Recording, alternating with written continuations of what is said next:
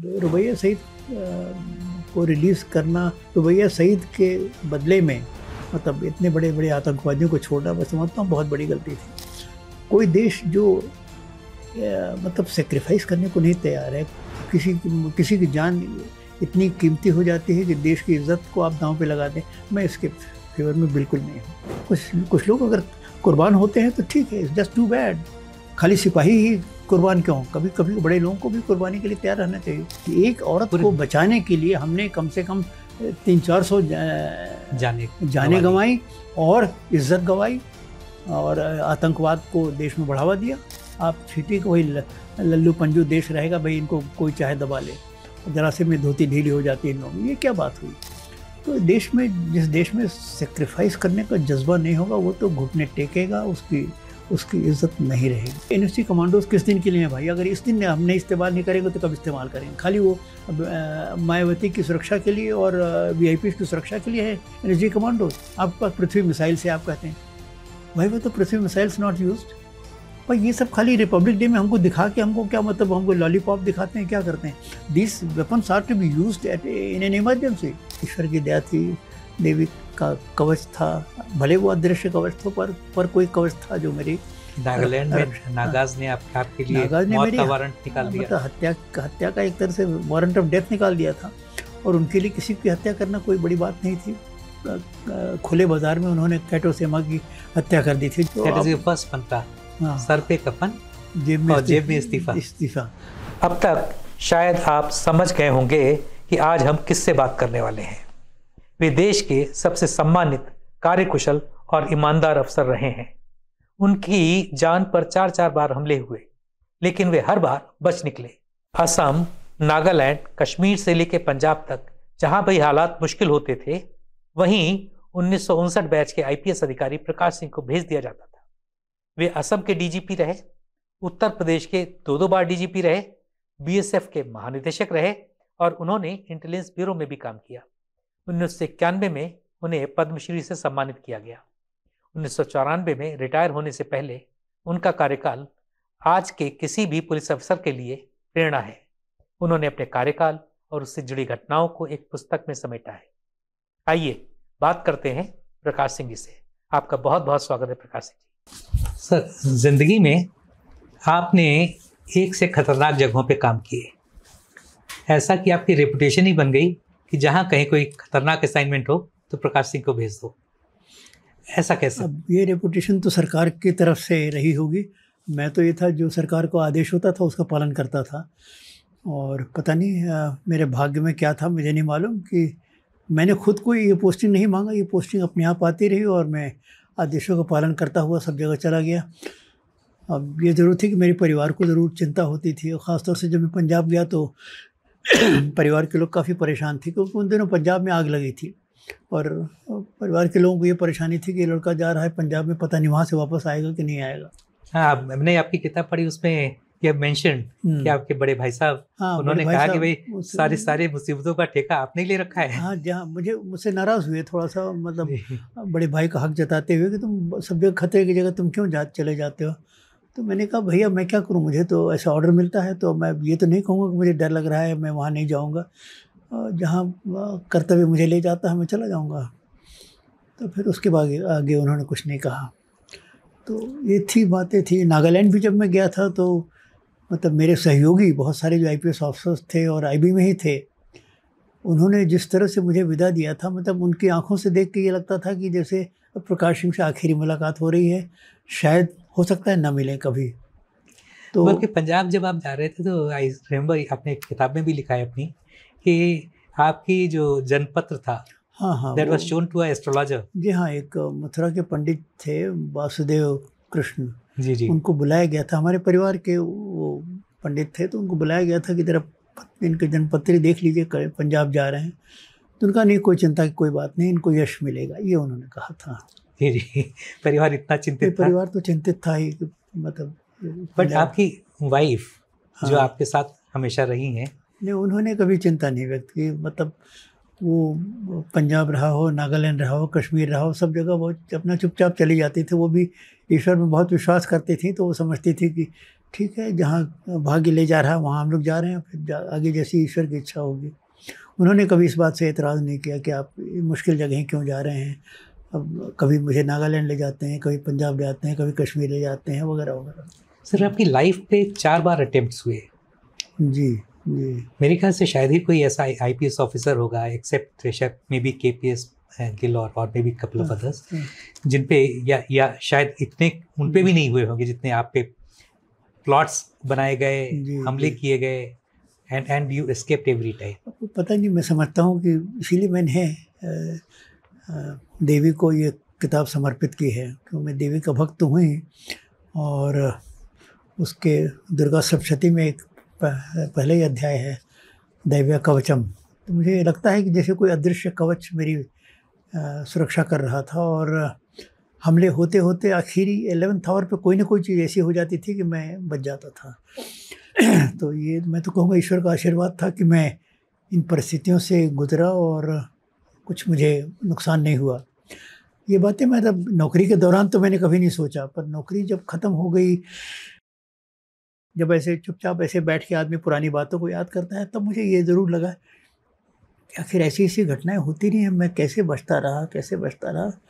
तो मुझे मन में विश्वास और सुदृढ़ हो गया कि ये तो ईश्वर की दया थी, देवी का कवच था। भले वो अदृश्य कवच था, पर कोई कवच था जो मेरी। नागालैंड में नागाज ने आपके लिए मौत का वारंट निकाल दिया, मतलब हत्या का एक तरह से वारंट ऑफ डेथ निकाल दिया था। और उनके लिए किसी की हत्या करना कोई बड़ी बात नहीं थी।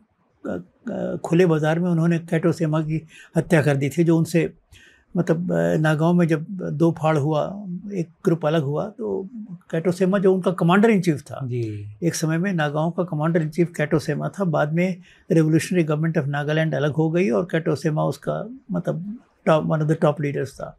कोहिमा के खुले बाजार में कैटो सेमा की हत्या हो गई थी। तो हत्या करना उनके लिए कोई बड़ी बात नहीं थी। और पर उस समय भी कुछ ऐसा हुआ कि नागा फेडरल गवर्नमेंट का जो हेडक्वार्टर था चेडेमा में, वो कोहिमा से ज़्यादा दूर नहीं था। वहाँ पे रातों रात कुछ उलटफेर हो गया, रेवोल्यूशनरी गवर्नमेंट आ गई। मतलब नागा संगठन में आपस में काफ़ी इतनी फूट पड़ गई कि वो शायद उनका ध्यान कुछ मेरी तरफ से हट गया थोड़ी दिनों के लिए, और तब तक मेरा टर्म भी ख़त्म हो गया। उस वजह आपकी मौत का वारंट निकाला क्यों था उन्होंने? निकाले ये था कि क्योंकि उनको पता चल गया कि जोत्सोमा में, जहाँ से चाइना से लौटा हुआ उनका गैंग, करीब 300-350 का गैंग था, वो लौट के आया था, जो उनका एक बहुत बड़ा मेजर अचीवमेंट था। 300-350 आदमी चाइना से करीब 10-12 महीने की ट्रेनिंग लेकर पूरी तरह से हथियारों से लैस होके आए हैं। वो एक सीक्रेट हाइड आउट था, उसकी इन्फॉर्मेशन कैसे लीक आउट हो गई और उसके ऊपर कैसे ऐसा अटैक हुआ कि पूरा इन्होंने घेरा डाल दिया था और हमको पता तक नहीं चला। किसी ने हमको खबर नहीं दी कि इंडियन आर्मी आ रही है। और कितने the whole village was surrounded by almost. How many militants were killed? Militants तो ज़्यादा तो नहीं मारे गए थे, पर यह है कि करीब 24-25 के आसपास करीब पकड़ लिए गए थे। वही बड़ी भारी उपलब्धि थी। और उसके साथ जो चाइनीज़ वेपन्स थे, जो इनका इक्विपमेंट था, और जिसमें सब पे चाइना का वो लगा था कि मतलब मेड इन चाइना है। और उस तरह के हथियार तो इंडियन आर्मी के पास भी नहीं थे, विद राइफल्स विद फोल्डिंग बैनेट्स। तो और सब चाइना में जो उनकी सिखलाई हुई थी यूनान प्रोविंस में, क्या क्या उनको डेली लेसन्स मिलते थे, सब डायरी मिली। मतलब पहली बार भारत सरकार को अकाट्य प्रमाण मिला, इनकॉन्ट्रोवर्टेबल एविडेंस, कि भाई चाइना हमारे मामलों में हस्तक्षेप कर रहा है और नागा विद्रोहियों को ट्रेनिंग दे रहा है, एकदम अकाट्य प्रमाण। जी। तो उसमें फिर भारत सरकार ने उसके नोटिस लिए, चार्ज अफेयर्स को, चाइनीज़ को बुलाया और उनको एक प्रोटेस्ट नोट दिया। अभी ये सब बात तो 1968 की है। तो पर इसी बात से नागाज नाराज़ थे। हाँ, तो अब इसी बात से नागा नाराज़ हुए कि हमारा इतना बड़ा जो हमारी उपलब्धि थी कि 350 आदमियों को हमने चाइना से ट्रेन करके मंगवा लिया, उस कैंप पे हमला हो गया। फॉर्चुनेटली ज़्यादा उनको मतलब उनके हिसाब से फॉर्चुनेटली उनको ज़्यादा नुकसान नहीं हुआ। और वो घेरा तोड़ के, जब घेरा डाला ही जा रहा था तो घेरा तोड़ के वो निकल गए। और पर यह है कि नुकसान उनको हुआ। और एक तो उनकी एक तरह से पोल खुल गई कि चाइना गए थे। और एक सबसे बड़ी बात कि हमारे गांव में, हमारे क्षेत्र में, जहाँ सब हमारे सिंपैथाइजर सपोर्टर्स हैं, वहाँ पे इंडियन आर्मी पहुँच भी गई, घेरा भी डल गया, डलने जा रहा था और हमको पता तक नहीं चला। इस बात की उनको बहुत नाराज़गी थी, क्या हुआ कैसे। फिर जब उनको पता चला कि इसकी इंफॉर्मेशन प्रकाश सिंह ने डेवलप की थी, फिर Prakash Singh GOC 8 mountain division से मिल के प्लानिंग भी आपकी थी, प्लानिंग वगैरह की थी। तो इस बात से वो नाराज़ हुए कि इनका दिमाग इनका था और शस्त्र और मसल पावर इंडियन आर्मी की थी। इस बात से वो नाराज़ हुए, तो इसलिए उन्होंने कहा कि इस आदमी को तो। और मजे की चीज़, वो डेथ वारंट आप ही के सामने आया? वो नहीं, डेथ वारंट की तो कई कॉपीज थी असल में। कॉपी थी और एक दिन हुआ ही ऐसा कि हमारा सोर्स इंटेलिजेंस नेटवर्क बहुत अच्छा था। एक दिन रातों रात एक दिन सोर्स आया और कहा कि साहब हमको बहुत सारे कागज़ मिले हैं और पर ये चडियामा से मैं लाया हूँ, उनके फेडरल हेडक्वार्टर से, पर यह कि रातों रात मुझे लौटाना पड़ेगा, वरना सवेरे अगर उनको शक हो गया तो बहुत बुरा अंजाम होगा मेरे लिए। तो हम लोगों ने रातों रात, उन दिनों तो फोटोकॉपिंग वगैरह बड़ी प्रिमिटिव थी, पर रातों रात हमारा स्टाफ लगा रहा, सब डॉक्यूमेंट की फ़ोटो कॉपी करके रातों रात उसको फोल्डर लौटा दिया कि भैया तुम जाके जहाँ से लाओ जाके रख दो। फिर दूसरे दिन वो फोल्डर मेरे टेबल पर रख दिया गया कि अब आप इसको देखिए क्या रात को आया हुआ है। तो उसी में जब मैं कागज़ पलट रहा था तो एक कागज़ ये आया, वहाँ पे जाके मैं रुक गया कि मैं समझ नहीं आया कि इस कागज़ का निस्तारण कैसे किया जाए। क्या उसमें लिखा था ना? लिखा यही था कि ये हमारे कैंप में जो समय पे हमला हुआ और उसको intelligence officer intelligent officer Prakash Singh ने इसमें प्लानिंग की थी और फ़ौज को खबर दी थी, इसलिए इनके खिलाफ़ कार्रवाई की जाए। और ये उन्होंने एड्रेस किया था नागा, अच्छा, signed by the president of the Naga federal government, reverend Matthew थे, खुद president of the Naga federal government, जो विद्रोही संगठन था उसके प्रेसिडेंट ने साइन किया था। और it was address to Naga security command. Security command का मैंडेट बस यही था, किसी की हत्या कर देना, कहीं पुल उड़ा देना, कहीं रेलगाड़ी उड़ा देना, इस तरह मतलब विध्वंसक कार्रवाई कर देना है। विध्वंसक कार्रवाई के लिए जब कोई काम हो, किसी की हत्या करवाना हो, ये सब तो नागा सिक्योरिटी कमांड को ही जिम्मेदारी दी जाती थी। तो ये चिट्ठी भी उन्होंने नागा सिक्योरिटी कमांड को भेजी कि हमारी सुरक्षा में बहुत बड़ी सेंध लगी है, अब आप इसका उपाय निकालिए, जो लोग इसके जिम्मेदार हैं। तो काफ़ी एक वो 3-4 महीने मेरे लिए बड़ा मानसिक तनाव का था। और बस रोज़ जब मैं जाता था घर से तो ये सोचता था कि लौट के बच्चों को मुंह देखूंगा कि नहीं, पत्नी से मिलूंगा कि नहीं। तो पर खैर वो भी समय निकल गया। और आप शायद अलग अलग जगहों पे हमारा टूर प्रोग्राम उन दिनों सीक्रेट रहता था और किसी को बताते नहीं थे, केवल हमारे बॉस जो DIG थे वहाँ उनको मालूम होता था और मुझे मालूम होता था। और तो हर दिन every day we used to change the code word, ताकि कोड भी कहीं क्रैक हो जाए तो मतलब हमारे सीक्रेट ना उठे। तो मैं नागालैंड वही जंगलों में कहीं ना कहीं अपना दौरे पे निकल जाते थे, पर बीच बीच में फिर घर पे तो आते ही थे और कोई मम्मी फिर अपना रुकते थे, पर जब तक उनको पता चले कि प्रकाश सिंह वापस आ गए तब तक फिर मैं कहीं चला गया। लेकिन बच्चों को वहाँ कोई खतरा नहीं रहा? बच्चों को खतरा वहाँ पे तो नहीं रहा, पर ये कि बच्चे बहुत छोटे थे उस समय। तो ये बात है 1964 से लेकर 68 तक की बात है। तो हमारे बच्चे तो 61 और 64 में मतलब पैदा ही हुए थे। बहुत छोटे थे, अभी बहुत छोटे थे, 7 साल के। लेकिन बच्चों को खतरा पंजाब में हुआ? बच्चों को खतरा पंजाब में हो, उस समय तक बच्चे बड़े हो चुके थे, दोनों बच्चे नौकरी में थे। एक बेटा SP राजस्थान में था, सुपरिटेंडेंट पुलिस SP धौलपुर, और एक बेटा वहाँ बेंगलोर में एक कॉर्पोरेट वर्ल्ड में काम कर रहा था। इनको खतरा हुआ था। तो जो SP था उसको तो मैंने कहा भाई देखो तुम सुपरिटेंडेंट पुलिस हो, तुम अपनी सुरक्षा का जरा ध्यान रखना, गार्ड वगैरह बराबर लेके चलना, कहीं जाना ना। और उनके लिए मैंने कमिश्नर ऑफ पुलिस बेंगलोर को लिखा कि देखिए ऐसी सी बात है, हमारे बेटे का जरा ध्यान रखिएगा।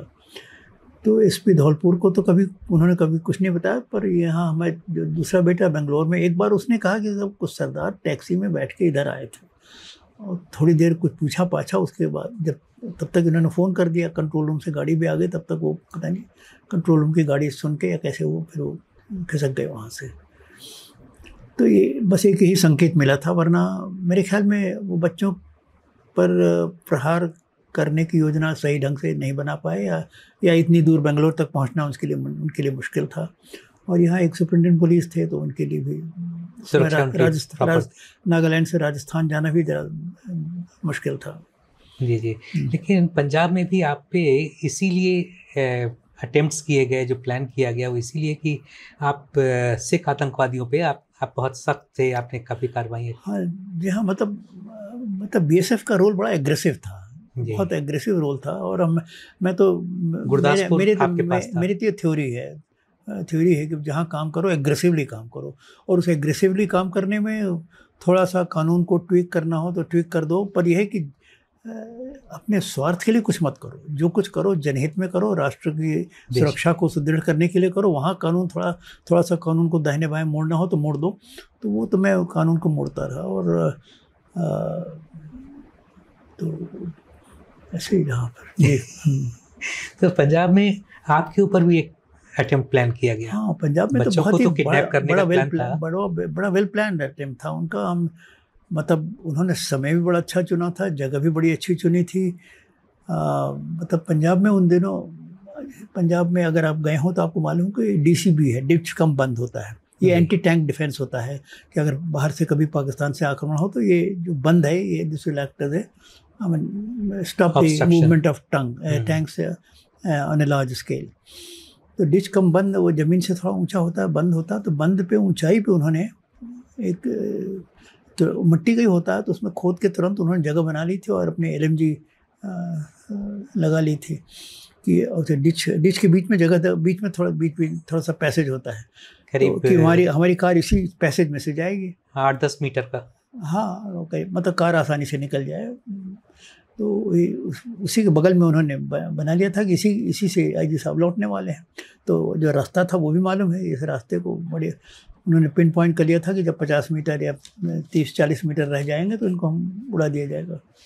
और LMG की रेंज तो बहुत ज़्यादा होती है। नहीं, पर यह है कि वहाँ पे मतलब बॉर्डर के पास से ही था, मतलब वो चाहते, मतलब उन्होंने जो तैयारी की थी यही थी कि 50 मीटर के आसपास जब रहेंगे तो मार दिया जाएगा इनको। पर यह है कि लास्ट मिनट पे पता नहीं भगवान सिंह की तरफ से क्या प्रेरणा हुई, कमांडेंट साहब जीप चला रहे थे, उनके बगल में मैं बैठा था, देर हो गई थी, सूरज डूब चुका था और ये था कि बटालियन हेडक्वार्टर पहुंचना है, देर हो गई थी मुआयना करते करते। तो उनका सर देर हो गई है, अगर आपकी परमिशन हो तो मैं थोड़ा सा, इधर शॉर्टकट है, रास्ता ज़रा ख़राब है और उसका भी रेगुलर रूट भी नहीं है, तो उद्घाटन भी अभी नहीं हुआ है उधर, तो उधर से चलें। भगत सिंह उनका नाम था। तो मैंने कहा देखो भगत सिंह, यहाँ ये इलाका तुम्हारा है, तुम जानते हो किधर से जाना है, तुम जिधर से ठीक समझते हो ले चलो, हाँ जल्दी पहुँच सकते हो तो चलो, उधर ही से चलो।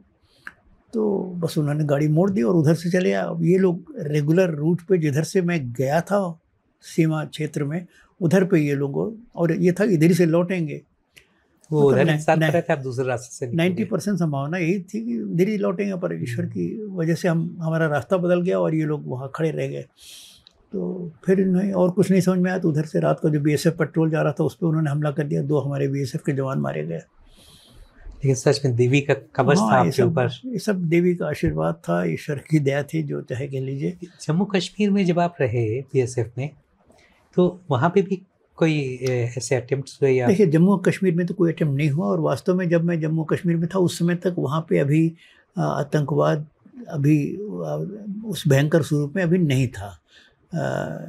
मैं वहाँ था, समझ लीजिए कि कश्मीर के ये पंजाब से पहले, तो ये था 64 to 68, नहीं 87 to 91 में पंजाब में था, 85-86 में वहाँ था। अभी 89 में फिर रूबिया शहीद के उसके बाद फिर बढ़ा अभी मतलब आतंकवाद का एक जो हिंसात्मक दौर होता वो अभी नहीं शुरू हुआ था। तो जम्मू कश्मीर में तो मतलब शांति से हम लोग रहे, और कोई पर ये था सोपोर में पाकिस्तान का झंडा देख के आप? सोपोर में नहीं, वो उस समय मैं डायरेक्टर जनरल BSF था जी। उस समय मैं डायरेक्टर जनरल BSF था, और एज डायरेक्टर जनरल BSF मैं था वही 94 में था। तो उस समय हम लोग मतलब मेन चार्ज कश्मीर था। कश्मीर में हम लोग we were in the forefront of, I will say, of the battle, क्योंकि जितने अर्बन सेंटर्स थे, श्रीनगर था या और बड़ी बड़ी जो भी जगह थी, वो सारा BSF के चार्ज में था। और आर्मी के लिए था कि आप रूरल एरिया देखिए, और जो अर्बन सेंटर्स थे वो सब BSF के पास थे। उस समय CRP कहीं नहीं थी, CRP ITBP वहाँ कहीं नहीं थी, उस समय केवल BSF एंड आर्मी थी। तो हम लोग सारा अर्बन सेंटर्स में, और अर्बन सेंटर्स में ही सारी समस्या होती थी। तो मतलब we were in the forefront of the you can say counter insurgency campaign in JNK। तो मैं हर महीने ही जाता था कश्मीर, और कभी कोई ज़रूरत हुई तो 15 दिन पे भी चला गया। तो वहाँ मैं दौरा कर रहा था, सोपोर में जब गया तो मैं दूर से मैंने देखा कोई झंडा फहरा रहा। मैंने कभी कौन सा ये किसका झंडा फहरा रहा है? तो उन्होंने बाइनोकुलर दे के दिखाया कि सर ये तो पाकिस्तान का झंडा है। तो मुझको तो मतलब मेरा तो खून खौल गया कि भाई कश्मीर में और सोपोर में पाकिस्तान का झंडा फहरा रहा है, तो ये कैसे हो गया उनका? सर वहाँ पे फिर हमें डिटेल में बताया कि साहब यहाँ पे अफ़गान मुजाहिदीन भी कैंप कर रहे हैं। कितने हैं? मैंने कहा उनका सब 50 के आसपास उनकी संख्या बताई जाती है। अफ़गान मुजाहिदीन वहाँ आ गए हैं और वो बड़े उनके पास हैवी वेपन्स हैं। तो मैंने कहा भाई कोई भी हो, पर how can we tolerate this? तो मुझको मतलब बहुत लोगों ने कॉशन किया कि नहीं सर, इसको तो आप नज़रअंदाज करिए, वो यहाँ अटैक करने में बड़ा खतरा है। पर हमारा मन नहीं माना। फिर हमारे जो दोनों बटालियंस थी आसपास के क्षेत्र में, दोनों के कमांडर्स को मैंने बुलाया। मैंने देखो ऐसी बात है, मुझको ये बर्दाश्त नहीं है, can we plan an attack on this place?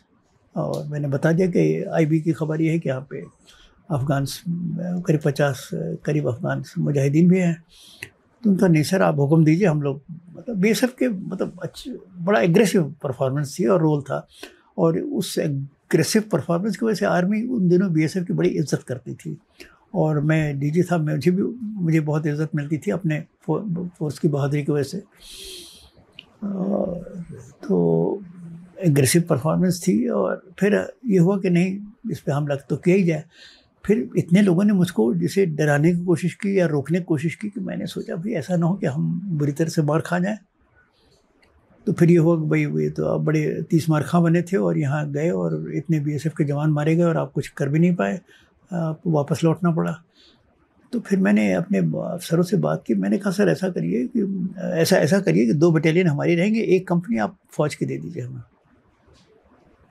ताकि ये रहे कि भाई BSF it was a combined BSF army operation. और अगर फिर भी पिट गए तो भाई ठीक है, आर्मी भी तो थी, फिर भी पिट गए, कुछ हमें कहने को तो रहे अपना मुँह छिपाने के लिए।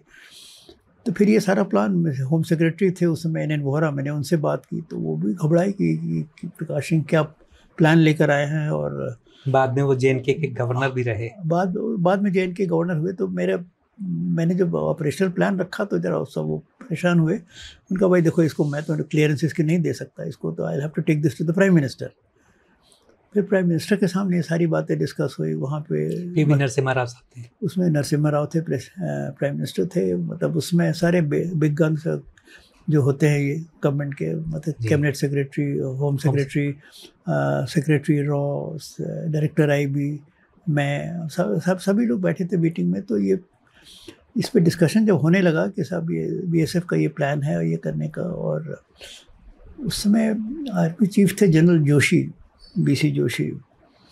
उन बातचीत के दौरान उन्होंने एक ऐसी बात कह दी जिसने सारी डिस्कशन को मोड़ दिया, एक तरह से हाईजैक हो गया। उनका सर इसमें अटैक करने में तो कोई हर्जा नहीं है, पर इसमें कैजुअल्टीज़ बहुत ज़्यादा होंगी, और उस कैजुअल्टीज़ में गाँव वाले भी बहुत मारे जाएंगे। और सर फिर इसमें गांव वाले मारे जाएंगे तो फिर सिविलियन कैजुअल्टीज़ होंगी, फिर ह्यूमन राइट्स का एंगल उठेगा। अच्छा, उन दिनों ह्यूमन राइट्स अभी नया शुरू हुआ था, पर उसका एक ऐसा वो चल पड़ा था कि भाई ह्यूमन राइट वायलेशन बहुत होता है। ह्यूमन राइट वायलेशन एक बहुत बड़ा जघन्य अपराध समझा जाता था। और ह्यूमन राइट्स की बात जनरल जोशी साहब ने उठा दी। तो बस ह्यूमन राइट्स की बात सुन के नरसिम्हा राव को जैसे क्या एस्केप क्लॉज मिल गया या क्या उनका, नहीं, then let us not go for it, let's abandon the project. तो उन्होंने फिर मना कर दिया उसको। आपकी जो एग्रेसिव अप्रोच थी वो हजरत बल में भी दिखाई दी। जब हजरत बल में ज़्यादा तो कुछ मैंने नहीं किया था, पर वो strictly against supplying food to the, वो सब था। पर हजरत बल में देखिए हमारा कोई रोल, ऐसा एक्टिव रोल हमारा नहीं था। थोड़े दिनों तक हजरत बल में हम लोग लगे थे, घेरा लगाए थे, बाद में फ़ौज आ गई थी। और जब तक थे तब तक ठीक है, वो तो अपने ढंग से हम लोग कर रहे थे। It was a political decision to supply food to वो तो मतलब वो थे, अपने सरकार कर रही, उसको तो हम नहीं रोक सकते, पर अपनी तरफ से तो हम लोगों ने घेराबंदी की थी और काफ़ी प्रभावी थी। बाद में BSF was replace by the army. तो पर हजरत बल में हम कोई ऐसा हमारा कोई बहुत बड़ा योगदान नहीं था। पर जब हजरत बल जब हो गया तो अब सरकार से एक रूटीन में एक हमारे पास भी चिट्ठी आ गई कि आपने बड़ा अच्छा काम किया था। ठीक है, मैं धन्यवाद। लेकिन आपने अपनी किताब में इन्यूमरेट किया है कि आखिर कश्मीर में हमसे कहाँ कहाँ गलतियाँ हुई। जी हाँ। तो उसमें आपने मुफ्ती रुबैया सईद वाला भी एपिसोड दिया और कंधार तक दिया, दोनों। रुबैया सईद को रिलीज करना, रुबैया सईद के बदले में मतलब इतने बड़े बड़े आतंकवादियों को छोड़ना, मैं समझता हूँ बहुत बड़ी गलती थी। कोई देश जो मतलब सेक्रीफाइस करने को नहीं तैयार है, किसी की जान इतनी कीमती हो जाती है कि देश की इज्जत को आप दांव पे लगा दें, मैं इसके फेवर में बिल्कुल नहीं हूँ। जो देश गर्व करता है उसको मतलब कुछ लोग अगर कुर्बान होते हैं तो ठीक है, इट्स जस्ट टू बैड। खाली सिपाही ही कुर्बान क्यों? कभी कभी बड़े लोगों को भी कुर्बानी के लिए तैयार रहना चाहिए। अगर मुफ्ती मोहम्मद सईद की बेटी को कह रहे थे हम हत्या कर देंगे तो ठीक है, अब आप किडनैप कर ले, जो मर्जी हो कर लो। We are not bothered about her life, it will only mean one life less. भाई सिपाही भी मरता है तब आपको कुछ नहीं लगता, और एक मिनिस्टर की बेटी मरेगी तो आपको लगता है कि क्या हिंदुस्तान का अस्तित्व कमज़ोर पड़ जाएगा या क्या हो जाएगा। तो जिस देश में सेक्रीफाइस करने का जज्बा नहीं होगा वो तो घुटने टेकेगा, उसकी इज्जत नहीं रहेगी। और यही हाल कांधार में हुआ जी। कांधार में तो मैं अभी भी कहता हूँ भाई, आप खैर गलतियाँ तो कांधार कैसे डेवलप हुआ, अमृतसर में हम हवाई जहाज़ को नहीं रोक पाए, वो एक बहुत बड़ी चूक थी। पहले तो हाईजैक की खबर जैसे जैसे उसका इवेल्युएशन हो उसमें बहुत सारे घपले हुए हैं। देखिए बड़ी लंबी कहानी है, वो सारी लंबी कहानी मैं नहीं जाऊँगा, ना मैं दूसरों को पर दोषारोपण करना चाहता हूँ, पर गलतियाँ होती गई। और फिर मतलब एक अमृतसर में एक बड़ा अच्छा मौका था, हम रोक सकते थे, वहाँ भी हम नहीं रोक पाए। अच्छा कांधार पहुँच गए, ठीक है, आपको 150 लाइव्स आर एट स्टेक, ठीक है, पर आप रिस्क लेकर उनको बचाने की कोशिश करना चाहिए था, और उसके लिए जो रिस्क लेना था लेते क्या? आप आखिर एनएसजी कमांडोज तो वहाँ पहुँच ही गए थे। तो एनएसजी कमांडोज किस दिन के लिए हैं भाई? अगर इस दिन हमने इस्तेमाल नहीं करेंगे तो कब इस्तेमाल करेंगे? खाली वो मायावती की सुरक्षा के लिए और वीआईपी की सुरक्षा के लिए है एनएसजी कमांडोज? अरे ऐसे ही मौक़ों के लिए तो एनएसजी रेस हुआ। आप उनको एनएसजी को ये मिशन दीजिए कि साहब you have to rescue the hostages, फिर उसमें एनएसजी कमांडोज मारे जाएँ, होस्टेजेस मारे जाएँ, प्लेन जल जाए, so what, but you have to take the risk. आपके पास पृथ्वी मिसाइल से आप कहते हैं भाई वो तो पृथ्वी मिसाइल्स नॉट यूज्ड। पर ये सब खाली रिपब्लिक डे में हमको दिखा के हमको क्या मतलब, हमको लॉलीपॉप दिखाते हैं, क्या करते हैं? This weapons are to be used in an emergency. क्योंकि जिन लोगों को छोड़ा गया उन्होंने 9/11 किया, उन्होंने 27 जो सितंबर को हमला हुआ पार्लियामेंट पे वो किया। तो उसकी बहुत बड़ी कीमत, एक औरत को बचाने के लिए हमने कम से कम 300-400 जाने गंवाई और इज्जत गंवाई और आतंकवाद को देश में बढ़ावा दिया जी।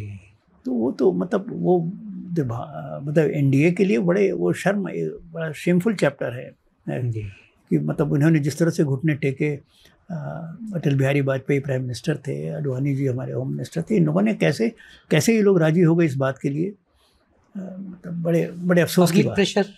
पब्लिक प्रेशर क्या होता है भाई? आप 200 आदमी आपके घर में आ जाएंगे कि साहब हमारे बच्चों को बचा लो, तो आप क्या अपने देश की इज्जत को दांव पे लगा देंगे? मैं देखिए इसके बिल्कुल, कितने आदमी मरते हैं इसकी चिंता जब तक आप दिमाग से निकाल दीजिएगा तब तक आप देश महान होने का आपको गौरव नहीं मिलेगा। सर ये जो आपका एटीट्यूड है that makes you different from others.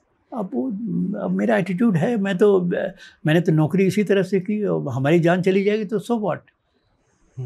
हमें अपना कर्तव्य तो करना है, देश की सुरक्षा का जिम्मा जब मुझे दिया गया है पंजाब में, आसाम में या जहाँ भी है, तो कर्तव्य पालन मैं करूँगा और उस दौरान जो खतरे आएंगे उससे निपटूंगा। सर अब आप अपने से 1 या 2 पीढ़ी पहले या 1 या 2 पीढ़ी बाद आप किसी ऐसे ऑफिसर को देखते हैं जिसमें आप अपनी छवि देखते हो कि यस? नहीं देखिए, ये सब मैं नहीं कहना चाहूँगा। बहुत अच्छे अफसर अभी भी हैं, उस समय भी थे, मिस्टर रिबेरो, मिस्टर गिल, ये लोग भी उन्होंने बहुत बड़ा योगदान किया।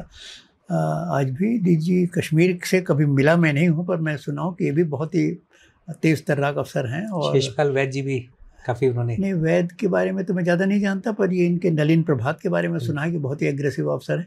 अच्छे अफसरों की कमी नहीं है अभी भी। अब ये दूसरी बात है, उन ऐसे अफसरों की जिनमें देश के लिए कुर्बान होने का जज्बा हो, वो उनकी संख्या कम होती जा रही है, पर हैं अभी भी बहुत अच्छे अफसर हैं। तो जो आपने जब शुरू किया था और आज मीन्स लेट 60s और आज के जो ऑफिसर्स हैं, what is the main difference do you find?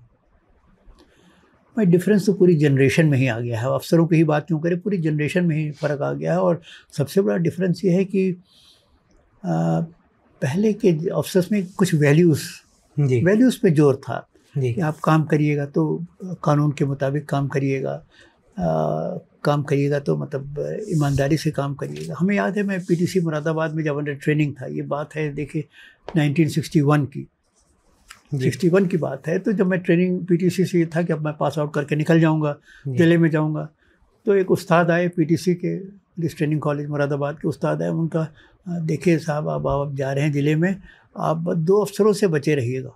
देखिए यूपी बड़ी स्टेट है और उसमें अनडिवाइडेड यूपी की बात करें, उन्हें 2 अफसरों का नाम दिया। मुझे दोनों के नाम अभी भी याद हैं, पर उनका नाम लेना उचित नहीं होगा। ये 2 अफसरों से आप बचे रहिएगा, बाकी लोग मोटे मोटे ठीक है, आपको परेशानी नहीं होगी। अब आज क्या स्थिति, आज उसकी ठीक उलट गया है कि 2 ही लोग आपको मिलते हैं, जो 2 नहीं, चलिए 10 मिल जाएंगे, 10 मिल जाएंगे जो शायद अच्छे होंगे, बाकी सब तो क्या कहा जाए, काजल की कोठरी में सबको दाग लगा हुआ है। जी जी। तो ठीक है, पुलिस में काम करने की परिस्थितियाँ मुश्किल ज़रूर हैं, पर कोई ये कहे कि साहब ईमानदारी से काम नहीं किया जा सकता, तो मैं उसके लिए नहीं तैयार हूँ। आपने ट्रेनिंग कॉलेज की बात की, आप बहुत शायद 2-4 नंबरों से आप आईएएस बनने से रह गए, एंड सेकंड टाइम भी आपने दिया एग्जाम? नहीं, एग्जाम दिया, हमारा इंटरव्यू कॉल है, मैं गया ही नहीं इंटरव्यू कॉल में। रीज़न आईएएस नहीं बनना चाहते थे आप? कुछ नहीं है, बस अब जो नौकरी हो गई है, मुझे पसंद है, ठीक है। 1 साल का सीनियरिटी मारी जाएगी, फिर पता नहीं आवे ना आवे क्या है, और फिर लालच होगा कि इसमें जाए उसमें जाए, जो हो गया सो ठीक है। तो आपने अपनी किताब में 3 mantras describe किए हैं, which you got 2 mantras you got from your seniors, and 1 mantra आपने खुद डेवलप किया। मेरा खुद डेवलप किया। मैं जो जानता हूँ कि लोग कहेंगे ये प्रकाश सिंह थोड़ा पागल हैं इस तरह का मंत्र कौन फॉलो करेगा, बट मैं समझता हूँ वो मंत्र होना चाहिए अगर आप, क्योंकि देखिए पुलिस की नौकरी में इतने खतरे हो गए हैं, अब खतरे हो गए हैं कि जो आदमी ये सोच के चलेगा इन्हें हमें जान बचाना है, तो समझिए वो अपने कर्तव्य का पालन कभी नहीं कर पाएगा। आपको खतरों का सामना करना पड़ेगा। आप क्या नॉर्थ ईस्ट इंसर्जेंसी से लड़ रहे हैं, या कश्मीर में लड़ रहे हैं, या माओवादियों के खिलाफ लड़ रहे हैं, अगर आप खतरा मोल लेने के लिए नहीं तैयार हैं कि उस खतरे में जान जा सकती है, तो आप अपना काम नहीं कर सकते, फिर तो बेकार है पुलिस की नौकरी। अगर आप काम करना चाहते हैं तो you will have to take those risk where there is threat to your life. इसलिए मैंने कहा सिर पे कफन और जेब में इस्तीफा, इसलिए कि आपको मतलब अक्सर ऐसे मौके आते हैं जब आपको गलत काम करने के लिए मजबूर किया जाता है। तो that is your first Mantra, sir पे कफन, जेब में इस्तीफा। भाई जब मैं तो पूरी नौकरी में मैंने ये सोच के बैठा था कि जिस दिन मुझे ये होगा कि नहीं तुम अपने वसूलों को तुम्हें त्यागना पड़ेगा इस नौकरी में, मैं नौकरी छोड़ दूंगा, बिल्कुल छोड़। ये आपको किसने दिया था मंत्र? ये तो हमें मिस्टर BN मलिक, हाँ, भोलानाथ मलिक उनका पूरा नाम था। पहले डायरेक्टर IB हुए थे, 12 साल, कितने साल DIB रहे। बहुत ही एक दिन उन्हें मैं संत सिपाही कहूँगा उनको, मतलब आदमी एकदम संत आदमी थे, उन्हें कोई ऐब नहीं था, कोई अवगुण नहीं था। पैसे लेने उन्हें की बात तो भूल जाइए, सारा उनका जीवन देश को समर्पित था। और यहाँ एक तरफ से रिटायर हुए, दूसरी तरफ से एकदम सादा जीवन बिताते हुए अपना कैसे चले गए मालूम नहीं।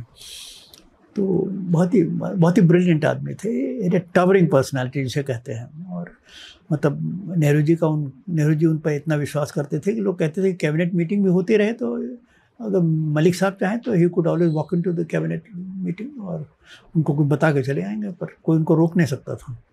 सर दूसरा मंत्र हमें JN चतुर्वेदी साहब ने दिया। JN चतुर्वेदी साहब ने कहा कि देखो it is better to be a dead lion than a living dog. उनका ये कहना था देखो कुत्ता ऐसे तो बड़ा अच्छा जानवर होता है जी, पर वो अपने मालिक का इतना वफादार होता है कि मालिक उसका डकैत हो, चोर हो, माफिया हो, भला आदमी हो, बिजनेसमैन हो, सरकारी जो भी हो, सबके आगे वो दुम हिलाता है। जो कुर्सी पे बैठा, मतलब उनका मतलब था जो कुर्सी पे बैठा है उसके आगे वो दुम हिलाता है, वो आदमी कैसा भी हो। तो ऐसा नहीं होना है, ऐसा नहीं होना, क्योंकि बहुत से नेता गलत होते हैं, बहुत से अफसर गलत होते हैं, आपसे गलत काम करवाते हैं, गलत अपेक्षाएं रखते हैं, गलत दिशा में आपको मोड़ देते हैं। ऐसे आदमी के आगे दुम नहीं हिलाना है, चाहे वो कुर्सी कितनी भी बड़ी कुर्सी पे बैठा हो। अगर और ऐसे मौक़ों पे अगर तुम्हें मतलब मर जाना हो, मतलब डेड लॉयन, पर यह है कि आदमी जितने दिन इस आदमी ने काम किया, बुलंदी से काम किया, किसी न तान के काम किया, दहाड़ते हुए काम किया, और ठीक है, जब आपको मंजूर नहीं है, ऐसे आदमी नहीं चाहिए तो ठीक है, मर गए।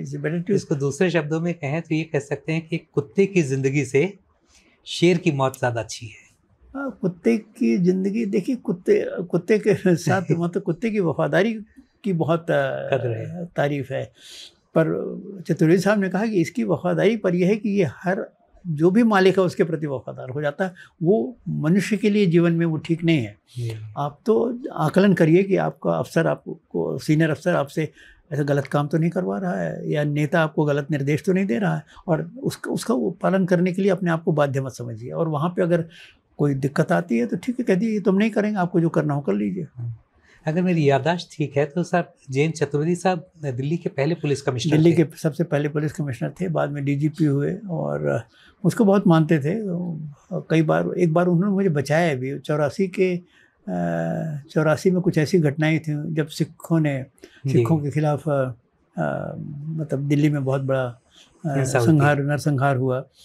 तो मतलब मैं डीआईजी आगरा रेंज था, मैंने किसी ने मुझे कहा नहीं, पर मैंने अपने विवेक से और अपने बुद्धि से ये निर्देश दे रखा था कि खबरदार, अगर सिखों पे कोई आक्रमण हुआ और तुमने अगर सही कार्रवाई नहीं की तो पुलिस अधिकारी दंडित होंगे। अपने लेवल पे मैंने ये आदेश पूरे, तो मतलब आगरा रेंज में सिख हमेशा अपने आप को सुरक्षित महसूस करते थे। और उन दिनों ऐसा हुआ कि दिल्ली से जो ट्रक चले वो आगरा में आके रुक जाएं, और कानपुर से वो भी आगरा में रुक जाएं। और एक गुरुद्वारा था, गुरु कताल गुरुद्वारा, वहाँ 1000 से ज़्यादा ट्रकें वहीं पर सब पड़ी थी हम लोग की सुरक्षा में। और जब 84 के दंगे ख़त्म हो गए तो फिर हमने इनको एस्कॉर्ट दिया कि इनको पंजाब तक पहुँचा दो। इसके लिए फिर मतलब कांग्रेसियों को कई जगह लाठी बरसाई गई, और कांग्रेस की सरकार थी उत्तर प्रदेश में, तो मेरे खिलाफ जांच हुई आगरा रेंज पुलिस के खिलाफ कि आगरा रेंज की पुलिस ने कांग्रेसियों पर अत्याचार किया। मतलब ईमानदारी से काम करने के लिए, हाँ जी, हाँ, लोगों की जान बचाने के लिए जांच नहीं, बिल्कुल ही, क्योंकि आपने कांग्रेसियों को काम नहीं करने दिया। तो जांच में उन्होंने, एक मिनिस्टर साहब थे बदायूं के, उन्होंने हमको दोषी भी करार दिया। तो फिर वो रिपोर्ट भेजी गई चतुर्वेदी साहब को, डीजीपी थे, वह इनके खिलाफ एक्शन लीजिए। उन्होंने सारी रिपोर्ट पढ़ी थी, नहीं, पर उसने जो काम किया सब कानून के अंदर किया और लोगों की जान बचाई। हम में कोई एक्शन है, उन्होंने फाइल को लेकर अलमारी में बंद कर दिया और ताला लगा दिया। ठीक, तो मेरे खिलाफ कोई एक्शन नहीं लिया, उन्हीं की बदौलत में बचा, वरना कुछ मतलब क्या करते हो, वहाँ से डीआईजी आगरा से हटा के कहीं पटक देते रद्दी पोस्टिंग पे, और क्या करते। बहरहाल कोई एक्शन नहीं लिया गया। सर आपकी ज़िंदगी में आपने जहाँ भी काम किया तो पॉलिटिशियंस के साथ आपकी बड़ी अनइजी रिलेशनशिप थी, हम उस पर बात करेंगे। आज आपसे आपके करियर के बारे में बात करके बहुत अच्छा लगा। आपका जीवन बहुत ही प्रेरणादायी रहा है। हम इस बातचीत को अगले एपिसोड में भी जारी रखेंगे, जहां हम आपसे पॉलिटिशियंस से आपके असहज रिश्तों की बात करेंगे। इंडियन मास्टरमाइंड से बात करने के लिए आपका बहुत बहुत धन्यवाद प्रकाश सिंह जी। इस तरह के बेबाक और प्रेरणादायी वीडियो देखने के लिए सब्सक्राइब कीजिए हमारे YouTube चैनल। धन्यवाद।